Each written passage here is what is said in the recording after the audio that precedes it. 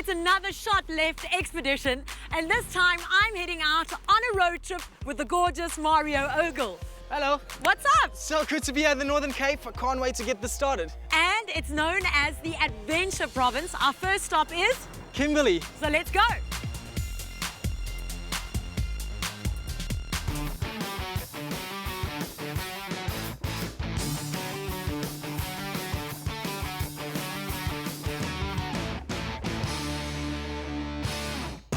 Slightly bigger than Germany, the Northern Cape is SA's largest province, yet it has the smallest population. All right, it's time for adventure. Day one on my Northern Cape Sho't Left adventure, and I'm with Lezel, and I can't wait to get started. And of course, you being a musician, what's a road trip? What's a road trip without some cartoons? Let's go. Let's go.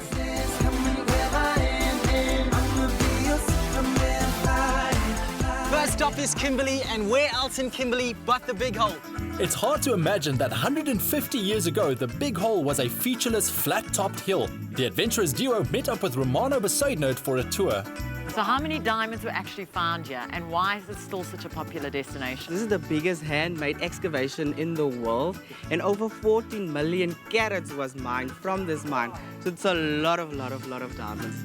The Old Town brings the new rush era to life. Period buildings include Kimberley's oldest house, the diamonds buyer's office, and the church.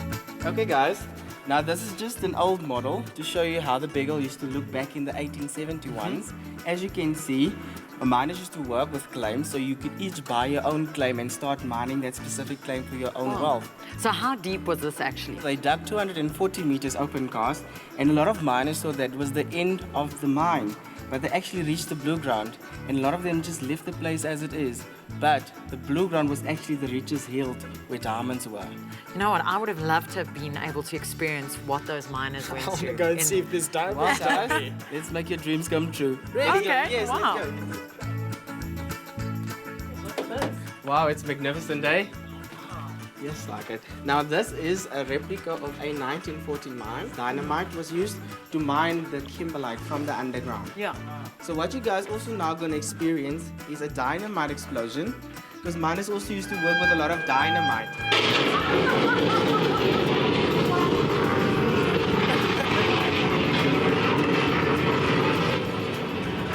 Now guys, that was just a simulated dynamite explosion. And I got a fright. I saw you almost ran out of the tunnels. And that is actually how they used to do the underground mining, by mining the kimberlite using these types of dynamite, getting out the kimberlite. They would go through a shoveling and a crushing process to get the diamonds out from the kimberlite.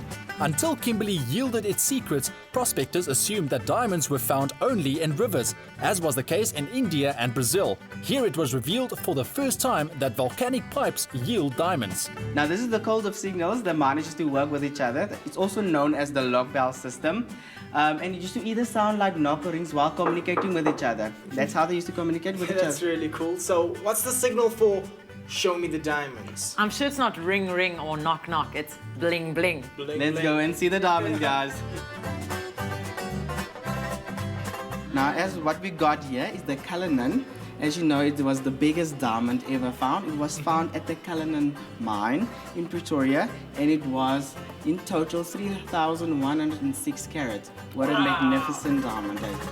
Most desirable. Plus, the word diamond means invincible in ancient Greek, promising the wearer mystical powers. All too soon, the sun was setting over the city that sparkles. So after a long day of exploring Kimberley, we are so hungry and we tweeted to find out where is the best place in town to grab something to eat. And it's none other than Annabelle's. So let's check it out. Opening its doors last year in September, this is the spot the locals hang out. We met owner Brian Doty. So we've been to the Big Hole, we've explored Kimberley. What else can we do after some grub? Look, there's so much to do in Kimberley. I mean, they'd say Bloom's a city of roses. We've got the roses, we've got the diamonds. You can go whitewater rafting, you can go on the game hunts here. And our sunsets are superb. If you could put them over the sea, I think it would be the perfect combination.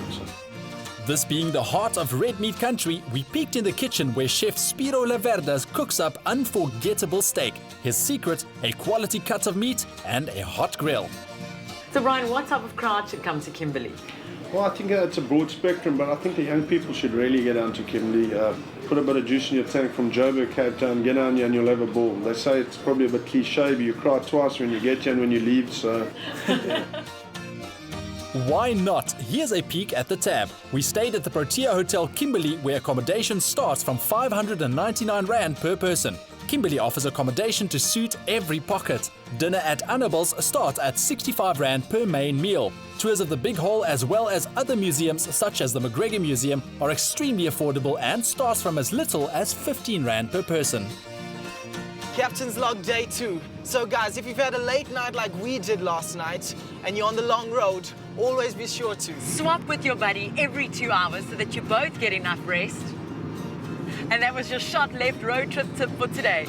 Join us again tomorrow as we journey to Uppington and from there to Rimfasmark for some true Kalahari hospitality. In the meantime, take a peek at shotleft.co.za and leave the ordinary behind. Stay with eXpresso and SABC3.